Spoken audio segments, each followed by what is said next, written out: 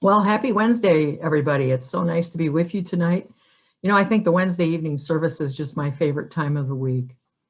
And I have an exciting announcement about next Wednesday. I've arranged a guest speaker for us. Audra Nicole is a practitioner and a ministerial student who will be presenting next week's talk. She is an engaging young, almost minister, and I think that you are going to love having her with us. I'll be here and I'll be presiding for the service, and we will enjoy Audra's inspirational message. So mark that date. You're not going to want to miss this one. Well, my talk title tonight is, It's All About Who You Know. Now, that was a phrase I heard many times when I was younger and I wanted to succeed in business. Everybody would say, it's not what you know, it's who you know. And gossip columnists in regional and local papers were the people who knew everybody around town. They knew all the important people, or at least everyone it seemed who was worth knowing. I lived in the Chicago area at the time, and there were people who reported on everything that was going on. Irv Kupcinet and Walter Winchell were popular news columnists. Rona Barrett and Hedda Hopper were the movie star knowers, and boy, they had all the inside dirt about everybody in Hollywood and on Broadway. They were actually the precursors of today's People magazine and TMZ and other current gossip media that we have available to us to entertain our ideas with about what's really going on in the other world of Hollywood and such. Well, it was a big deal to be in the know and to know everyone who was important in getting ahead in Hollywood or even in the corporate world especially. It was entertainment for many who avidly read all the details, and it was how one became successful and made money in business. Networking became a big deal. Connection was everything when it came to being somebody or getting somewhere up the corporate ladder. And even now, connections, networking may create real success in business and relationships. I should qualify that by saying it represents connection in this world of human condition. But what I'd like to offer right now is a fresh spiritual perspective of that old statement. What about considering this one? It's all about the you that you know, with a capital Y. And that statement was really brought to the forefront in our opening video, Who You Really Are.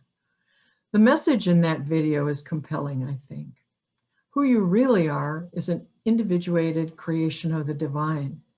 You are the light of the universe in a human package. You are the infinite in form. As the words of the song said, inherent in this dance of form is the chance to see what's yet unborn, and the choice to throw this chance away and be caught up in the play of who we think we are. There's a Bible quote, know thyself, and it refers to the inner wisdom of knowing our true nature of being, the absolute unity with the divinity that is the essence of our true nature. As Dr. Holmes, our founder, describes in the glossary of our Science of Mind text, unity is the oneness of God and man. The enlightened in every age have taught that back of all things, there is one unseen cause. The omnipresence of that divine intelligence from which we individuate mandates that we are each a center of divine intelligence in the one mind. Or, as Hugh Prather said, if the ocean was pure mind and I was a wave, I would be in terror if I tried to distinguish myself from the water that produced me. What is a wave without water? And what is a mind without God?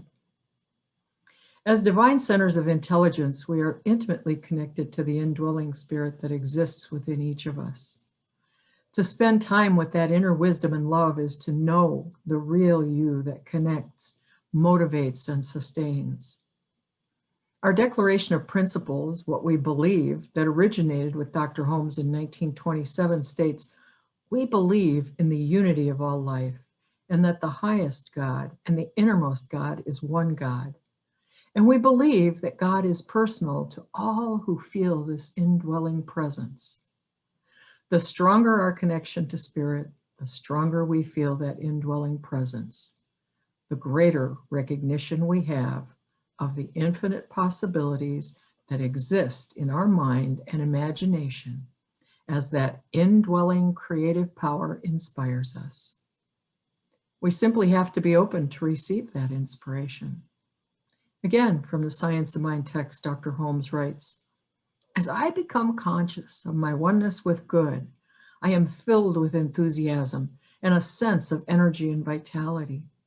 God is the indwelling power of my life. And as I open myself to the inner vital life and merge myself with its flow, I find myself energized and vitalized." Dr. Holmes wrote in a wonderful little book, This Thing Called You, that Paula referenced in her reading earlier. This book is just fabulous. And if you want to dig deeper into knowing the you, that's you, I highly recommend it. It's very clear about who and what you really are. The God stuff that we are made of that exists in every sentient being in all creation. For in that understanding, we begin to realize how our connection to God is our connection to one another and all creation. Now that takes me to the evolutionary vision that Centers for Spiritual Living has as a world in which we live and grow as one global family that respects and honors the interconnectedness of all life. A world where this kinship with all life prospers and connects through the guidance of spiritual wisdom and experience. In this realm, the who we know is very important. As we align with individuals who understand and recognize the divinity in all creation, we come together in unity and find new ways of being together, solving problems, using divine inspiration and our God-given imaginations to create a new life for ourselves and others. We begin to honor and celebrate the spiritual magnificence that is ourselves and that is in each and every one. Now, many folks may have not had that catalyst or inspiration that has urged them to see and be and know that creative power and inspiration within them that connects them to all that is and all of us. And in that sense of separation, actions may be taken that may cause us to reject, to turn away from, and to condemn others in their not knowingness. It brings to mind what that great master example of oneness, Jesus, said, "Father, forgive them, for they know not what they do." You know, that was a very powerful statement of forgiveness in that time. And it's a statement that I have used in my own forgiveness work.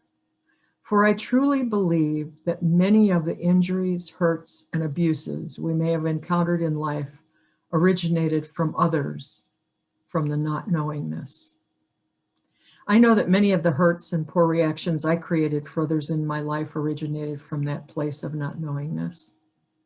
And I believe in my heart that when the indwelling spirit of love is recognized by anyone, regardless of their mistakes, that they can and will turn from past grievous actions.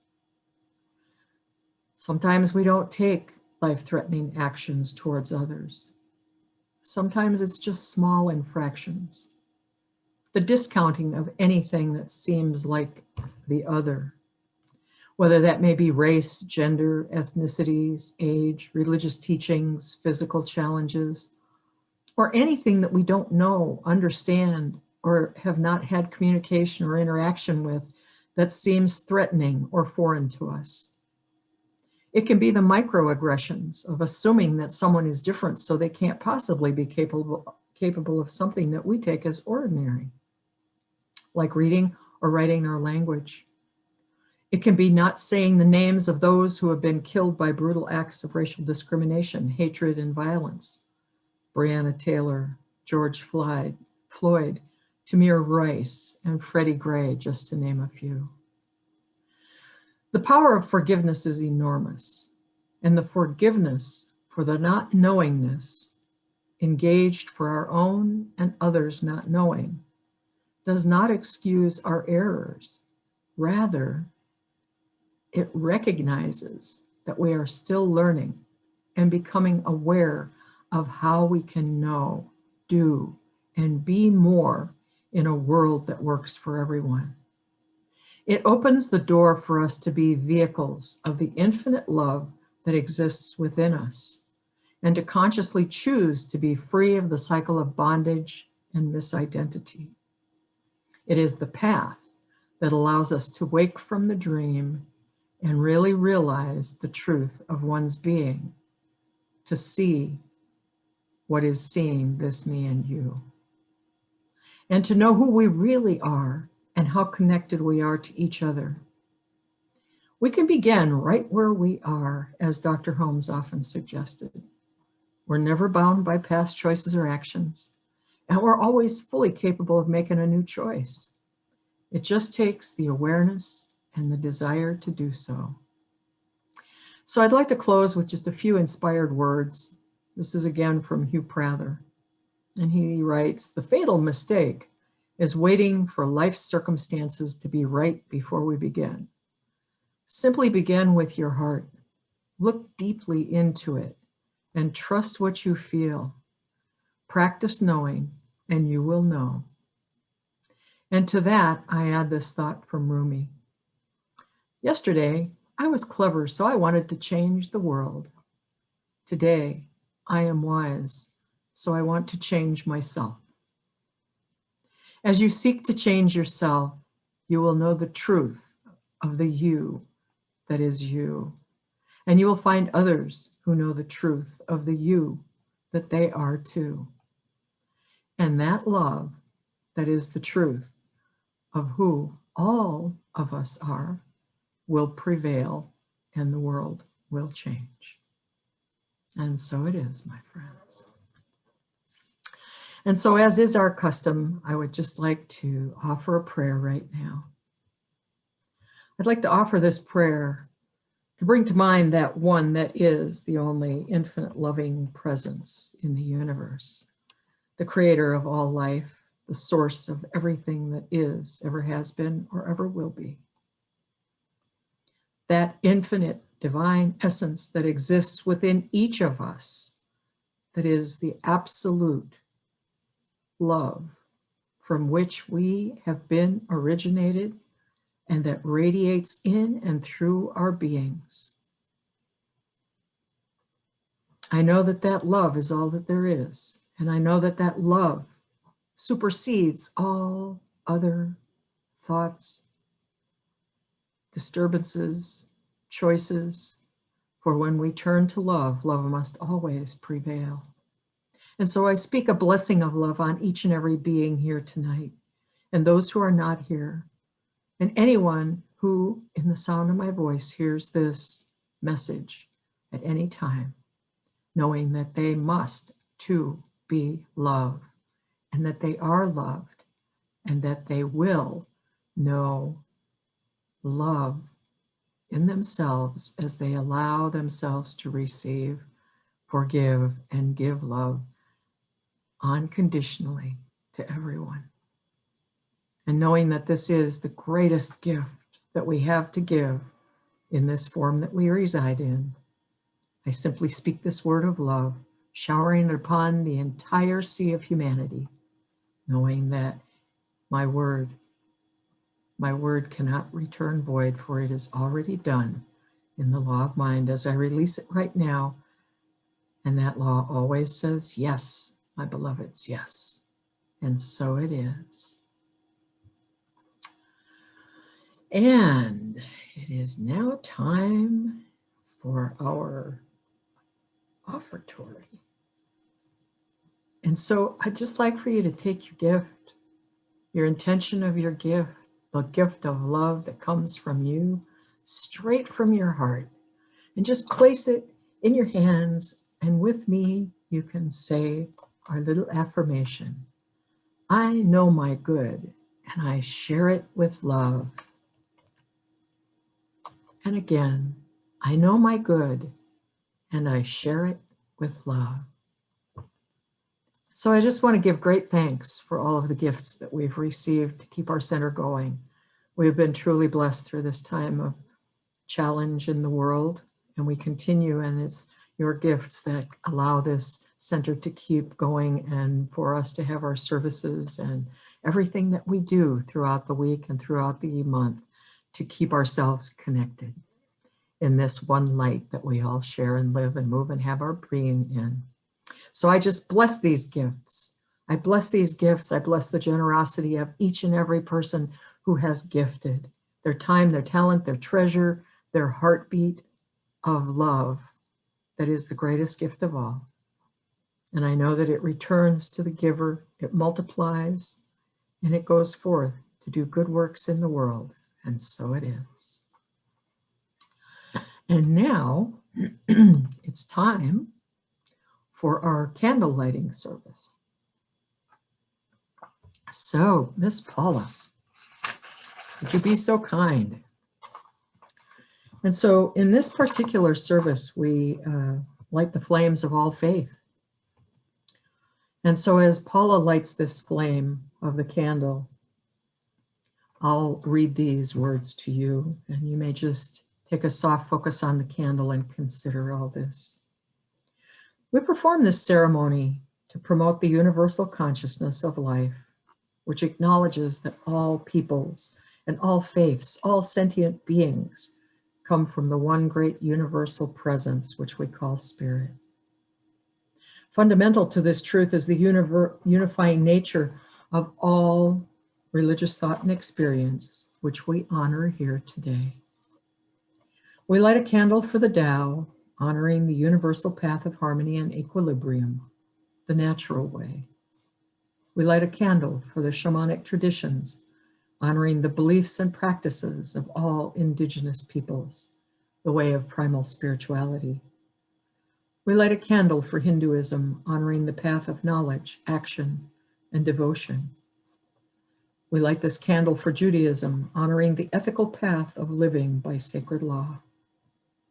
We light this candle for all forms of Buddhism, honoring the Four Noble Truths and the path of compassion.